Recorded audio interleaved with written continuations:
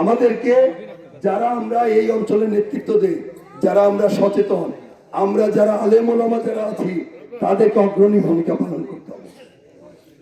আমাদের এই তরুণ প্রজন্মকে বোঝাতে হবে, তোমরা স্বৈরাচারের 17 বছরের অপশাসন তোমরা রুখে দিয়েছ, তাহলে তোমরা কেন ভাই এই সমস্ত খারাপ কাজে বলতে যে তোমার জীবনটা নিঃশেষ হয়ে যাবে দিলে দিলে, তোমার বাবা মা সবাই কষ্ট পাবে, তুমি এরকম কাজের সাথে কেন থাকো ভাই?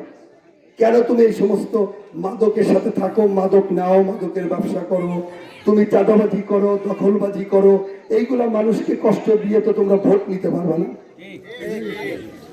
তোমরা এগুলা করে থাকলে এই 12 তারিখের আগে তোমাদেরকে ক্ষমা চাইতে হবে যাদের কাছে তোমরা এই কাজগুলা, ক্ষতিগুলা, কষ্টগুলা দিয়েছ, নাহলে মানুষ কিন্তু মুখ ফিরিয়ে নেবে।